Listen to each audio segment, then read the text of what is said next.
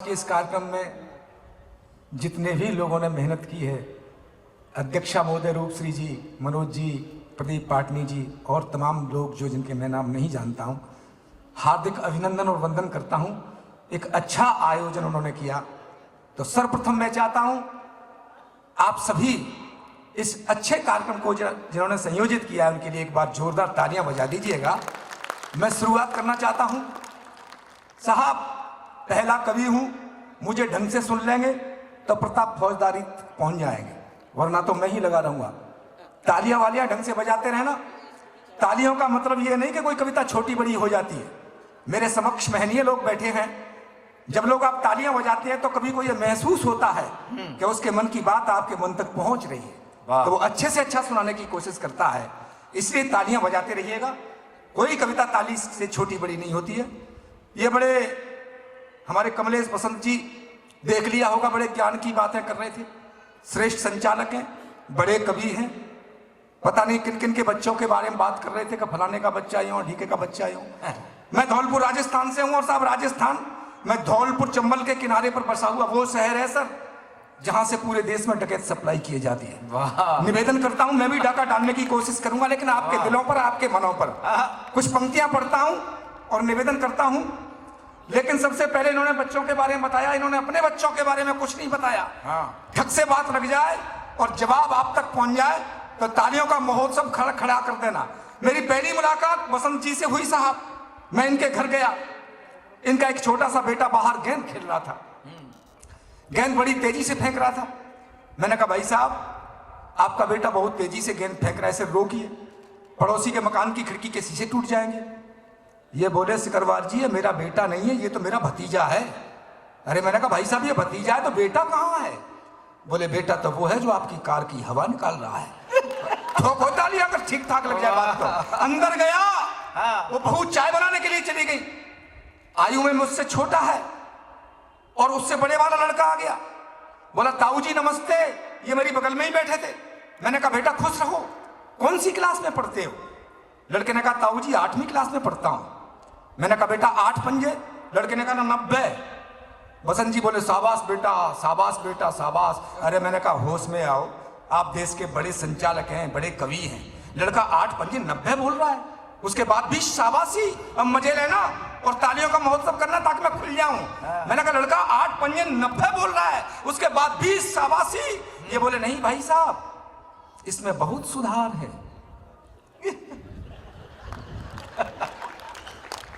कल ये 8 पंजे 150 बोल रहा था,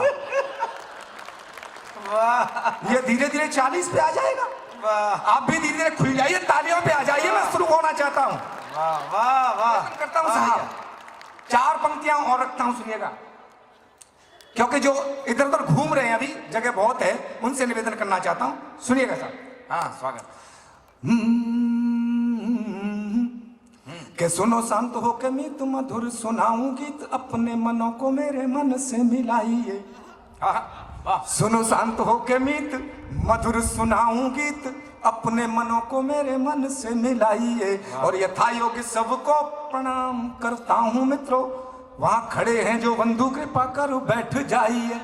कि काव्य सरिता में डूब डूब के नहाओ आज, काव्य सरिता में डूब डूब के नहाओ आज। और कवियों को आपका आशीर्वाद चाहिए और भरपूर आनंद जो लेना है तो अब आप एक बार जोरदार तालियां बजाइए। बहुत बहुत आभार, बहुत बहुत धन्यवाद। एक टेक्निक बताता हूं आपको तालियां बजाने की। कोई संकट नहीं आएगा। जितनी मेरी माता बहन महिलाएं बेटियां बैठी हैं, शादीशुदा जो महिलाएं बैठी हैं, उनसे निवेदन कर रहा हूं, सुनिए ताली बजाने का एक टेक बताता हूं आपको।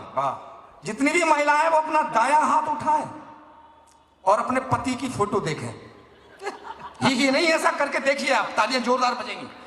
और बाएं हाथ से तड़ातड़ तड़ातड़ तड़ातड़ तड़ातड़ तालियां आप बजा सकती हैं। मेरे भाई जितने बैठे हैं उनसे भी निवेदन है वो बायां हाथ उठाएं, लेकिन घरवाली का फोटो भूल कर भी ना देखें। आप उस बिचौलियों को ढूंढें जिसने आपकी शादी करवाई है और तालियां फटाफट बजेंगी। निवेदन करता हूं, सुनिएगा साहब। और जैसा भाई ने कहा, मेरे समक्ष नेतागण बैठे हैं, मुझे पता नहीं किस दल के हैं। राजनीति से मैंने हास्य की पैरोडी निकाली है। मेरा किसी भी राजनीतिक दल से कोई भी नैतिक और अनैतिक संबंध नहीं है। व्यवस्थाओं के खिलाफ मैंने लिखा है, क्योंकि हमारे कुनबे के एक बड़े कवि ने कहा है, या तो इन बदचलन हवाओं का रुख मोड़ देंगे हम, या तो इन बदचलन हवाओं का रुख मोड़ देंगे हम, या वाणी पुत्र कहलाना छोड़ देंगे हम। या तो तालियां कमजोर है आपकी, या तो इन बदचलन हवाओं का रुख मोड़ देंगे हम, या वाणी पुत्र कहलाना छोड़ देंगे हम। और जिस दिन भी हिचकिचाएंगे सच्चाई लिखने से, कागज को फाड़ देंगे, कलम को तोड़ देंगे हम। तब निवेदन करना चाहता हूं, सुनिएगा साहब। कोरोना ने बड़ा हाल खराब किया हमारा साहब। कभी लोग ज्यादा परेशान रहे, परेशान तो आप भी रहे होंगे, लेकिन हमें बाहर घूमने की आदत, बाहर खाने की आदत, 1 साल 9-10 महीने तक घर में बैठे रहे, तो मुझे पता लगा बीवी क्या चीज होती है। आपको भी पता लगा होगा, मैं वहां से शुरुआत करना चाहता हूं। अब वो बीमारी चली गई है, लेकिन जो हमने भोगा वो थोड़ा सा आपको सुना के फिर हंसी ठहाके पे आता हूं, सुनिएगा। कि जब से आया कोरोना, जब से आया कोरोना, हुआ चालू रोना धोना, घर पड़े रहे निठल्ले, बस खाना पीना सोना। जब से आया कोरोना, सब बंद काम धंधे, सब बंद काम धंधे, मंडी बाजार मंदे, पड़े पड़े घर अकेले, बेकार हुए बंदे, पड़े पड़े घर अकेले, बेकार हुए बंदे। तो बेहाल सारी दुनिया, बेहाल सारी दुनिया, हुआ त्रसित कोना कोना, घर पड़े रहे निठल्ले, बस खाना पीना सोना। जब से आया कोरोना, मेरी हालत खराब हो गई। घरवाली बोली जाओ थोड़ा बेसन लेके आओ, आज पकोड़े बनाने का मन है। और पुलिस वाले सेवा में लगे थे साहब, मैंने कहा रहने दे, चौराहे चौराहे पर पुलिस वाले खड़े हैं। बोले नहीं जाओ, और मैं चला गया साहब। बेसन तो लाया नहीं, सूजी लाया। इतनी लाठियां पड़ी भाई साहब, मैं बता नहीं सकता आपको। तो हालत अब देखो मेरी कुंडली में है।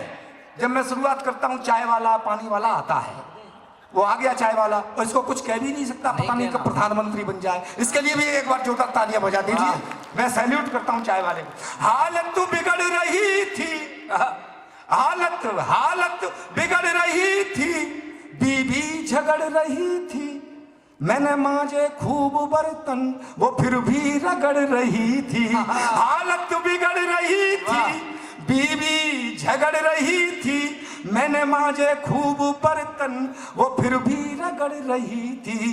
तो मैं गिड़गिड़ा के बोला, अब मैं गिड़गिड़ाता ही रहूंगा जब तक तालियां नहीं बजाएंगे। हालत बिगड़ रही थी, बीवी झगड़ रही थी, मैंने मांगे खूब बर्तन, वो फिर भी रगड़ रही थी। तो मैं गिड़गिड़ा के बोला, सॉरी डार्लिंग मोना, घर पड़े रहे निठल्ले, बस खाना पीना सोना। जब से आया कोरोना, अंतिम पंक्तियां पढ़ता हूं और आपका आशीर्वाद चाहता हूं, सुनिएगा। बाहर का खाना पीना, होटल का ढाबे का खाना पीना, छूटा कई महीना, होटल का खाना पीना छूटा कई महीना, बिन चाट पकौड़ी के जीना भी क्या कोई जीना, बिन चाट पकौड़ी के जीना भी क्या कोई जीना। तो सपने में दिख रहे थे, जो शेष तालियां हो उनका भुगतान कर देना। सपने में दिख रहे थे भल्ले बड़ई के दोना, घर पड़े रहे निठल्ले, बस खाना पीना सोना। जब से आया कोरोना, कविता खत्म, तालियां बजाइए। बहुत बहुत सैल्यूट करता हूं आपको, मुझे आनंद आ रहा है। मंत्री जी, जैसा मैंने कहा, राठौर साहब, मैं किसी दल का आदमी नहीं हूं, मेरा कोई लेना देना नहीं, लेकिन कभी को जैसा दिखता है कभी वैसा लिखता है। भाई ने कहा कि किसान लोग वहां बैठे बैठे खा गए, लेकिन साहब मैं निवेदन करता हूं, मैं किसान का बेटा हूं, क्योंकि कविता का मतलब सिर्फ मनोरंजन नहीं, संदेश भी होना चाहिए, जनमन की पीड़ा भी होनी चाहिए, लोक रंजन भी होना चाहिए। तब निवेदन करता हूं, सुनिएगा। कि चौतरफा गंदगी है दिखे नहीं सफाई, चौतरफा गंदगी है दिखे नहीं सफाई, ना कोई राजनीति न सिद्धांत कोई भाई, बसपा सपा कांग्रेसी जद हो या भाजपाई, सब चट्टे वट्टे एक ही कुलड़ी के सगे भाई, कुर्सी की तमन्ना।